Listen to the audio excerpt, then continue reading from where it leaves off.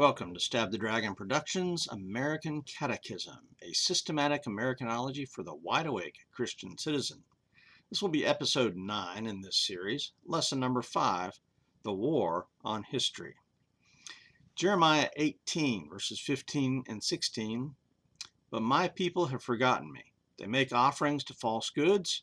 They made them stumble in the ancient roads and to walk into side roads, not the highways, making their land a horror, a thing to be hissed at forever. Everyone who passes by it is horrified and shakes his head. And Deuteronomy 6:10 through 15.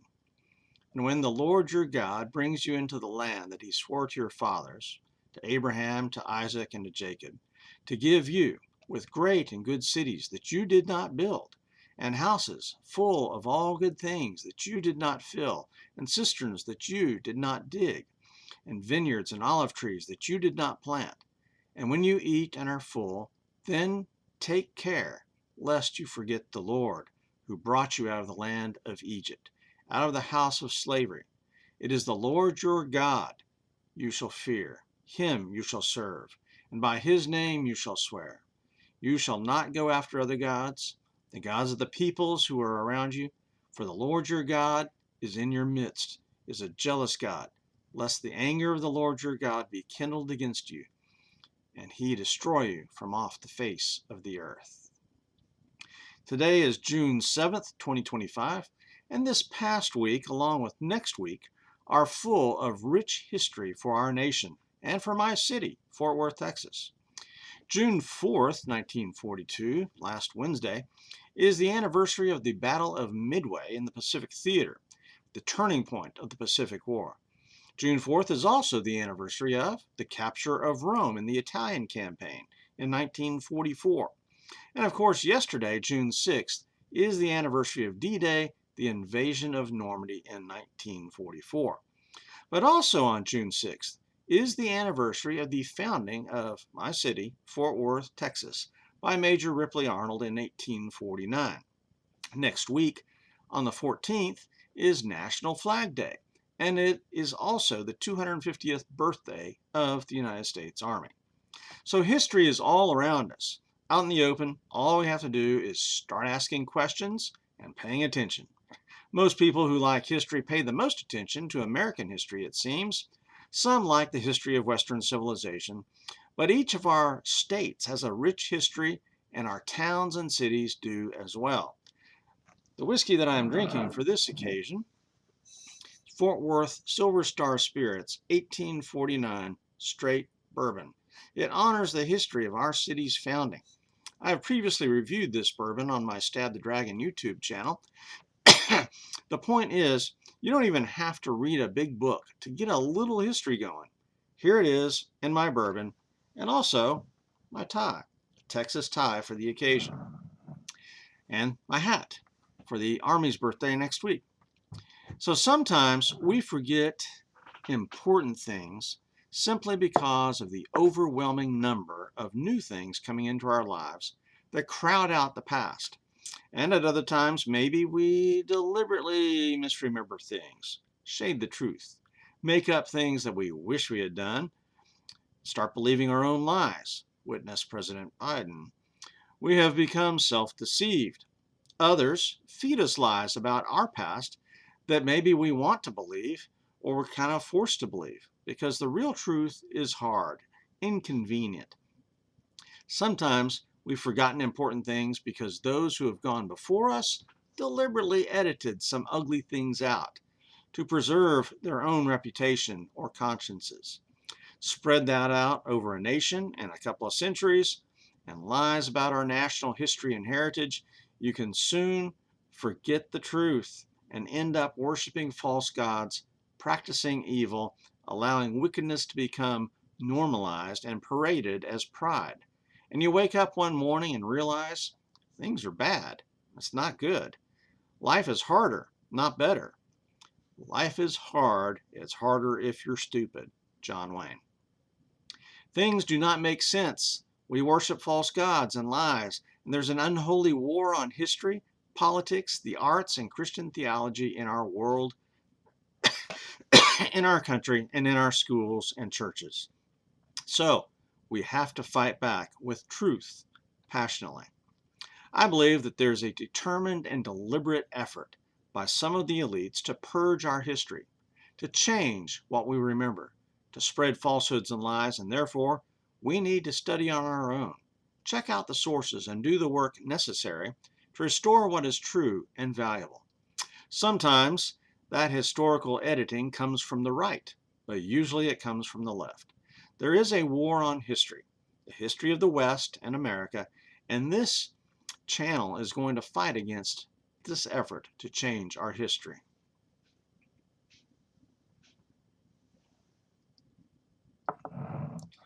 Now, what war on history, you may ask? On January 15th, 1987, Jesse Jackson and several hundred protesters marched at Stanford University and chanted, "Hey, hey, ho, ho, Western Civ has got to go." But I think universities across the nation had already begun changing their curriculum by the early 70s to not require as much Western Civ and to provide more electives in women's studies, black history, gay history, etc., instead of the core classes. The point is that our university system has, for decades, been turning out graduates who do not have much of an understanding of Western civilization, American history, or the basics about our government and literature.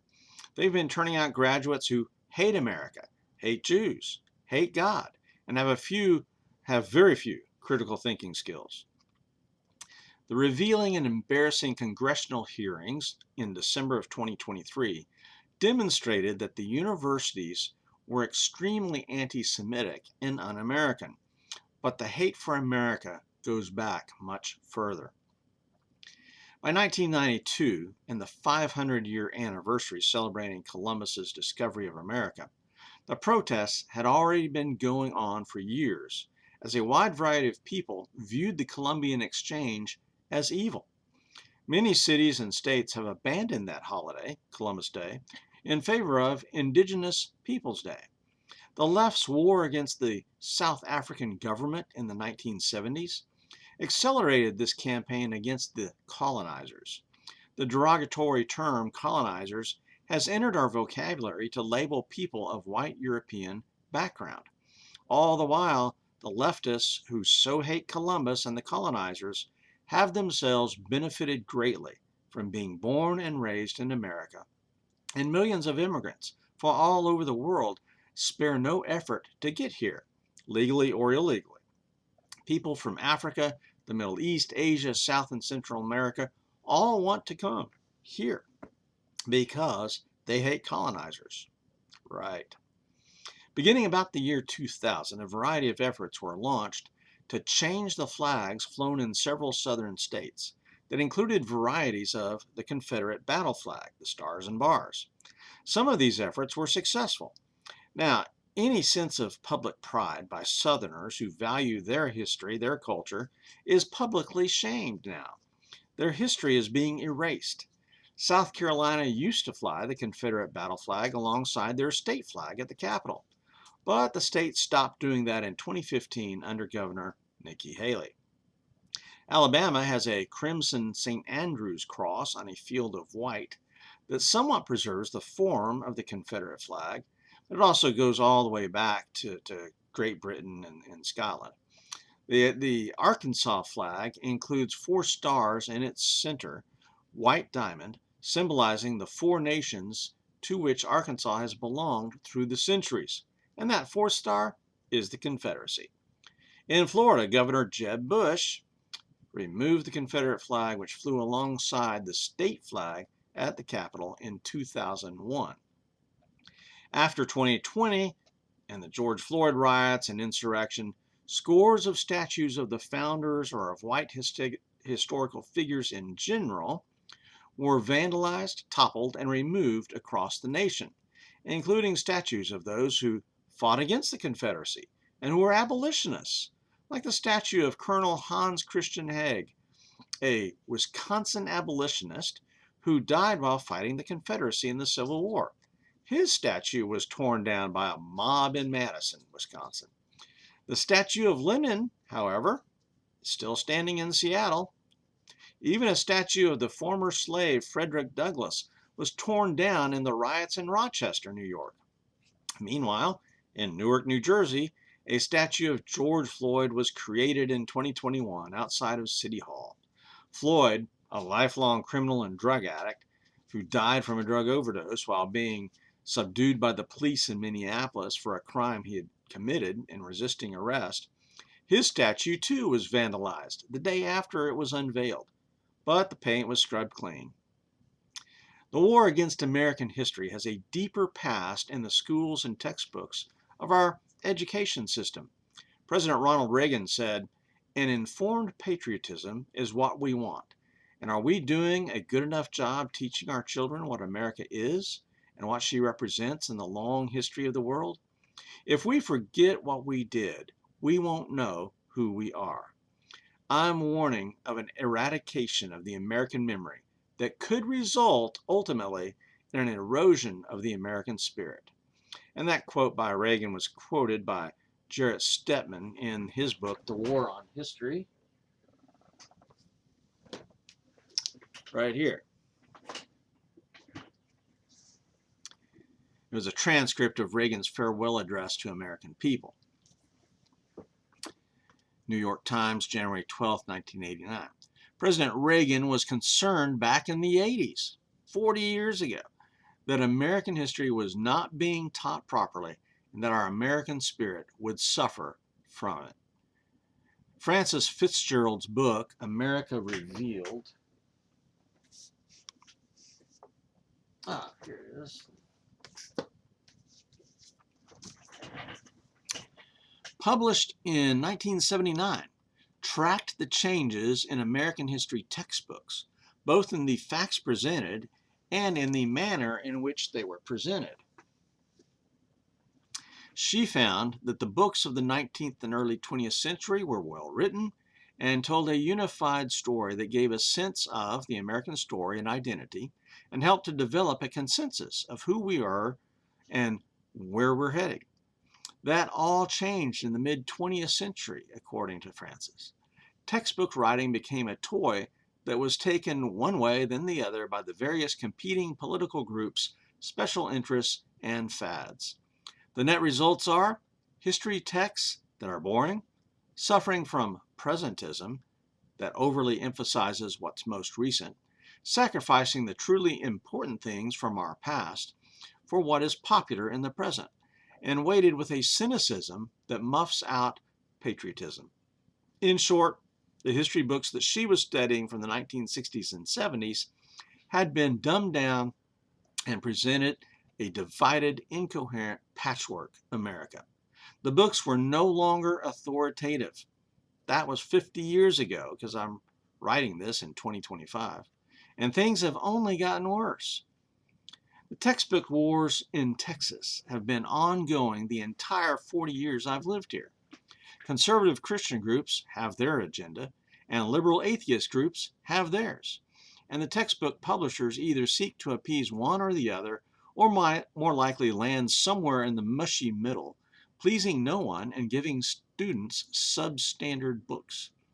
Now enter the post-COVID school board battles, where the parents, seeing the classroom instruction on the live streaming programs during the lockdowns, realized how weak and left-leaning their children's education really was. Parents began going to school board meetings and calling out the LGBTQ agenda, reading from the pornographic books provided by their school libraries to grade schoolers, and being amazed at all the gay flags and drag shows for children in public schools. The Biden administration responded by sicking the FBI on these parents for domestic terrorism. We can't study the religious ideas of the Puritans who founded New England, but we can have history of the gay rights movement. Christopher Columbus is a genocidal villain, but George Floyd a hero. The concern about education and the teaching of history extends back to our founding fathers. Thomas Jefferson wrote in his Notes on the State of Virginia from 1832, "If a nation expects to be both ignorant and free in a state of civilization, It expects what was and never will be. And in the Northwest Ordinance of 1787, Jefferson wrote, "Religion, morality, and knowledge being necessary to good government and the happiness of mankind, schools and the means of education shall forever be encouraged." And both of these are quoted by James Robbins, Erasing History,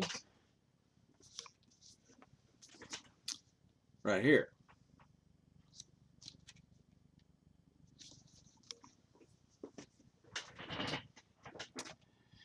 In studies reported by Intellectual Takeout from a 2018 article, a mere 18% of universities require students to take an American history course to graduate. The article by Anthony Hennon cites the 2016 survey of the American Council of Trustees and Alumni of over 1,000 liberal arts colleges. But it gets worse. Civics education and knowledge about our Constitution and government is also woefully inadequate, with about 1/3 of Americans not even knowing the 3 branches of government or what's in the Bill of Rights. Your public schools at work. Just last month, March 27th, President Donald J. Trump issued an executive order. The Restoring Truth and Sanity to American History order directs Vice President J.D. Vance to eliminate what he finds improper from the Smithsonian Institution, including its museums, education, and research centers, and the National Zoo. The White House fact sheet describing the order said it will focus on removing anti-American ideology.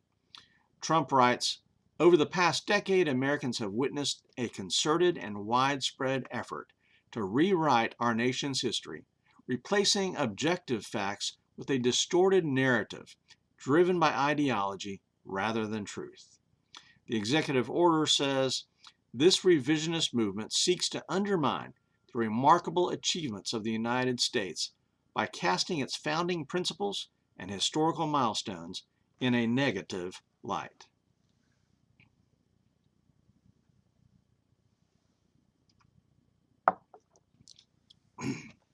Is this decline in teaching American history and civics deliberate or just neglectful? In my studies of the Bible and theology, I can say that drifting into sin and idolatry is the natural course of the human heart. It's obvious and observable. It takes deliberate and persistent effort to stay the course, to retain sound doctrine and practice, to pursue holiness.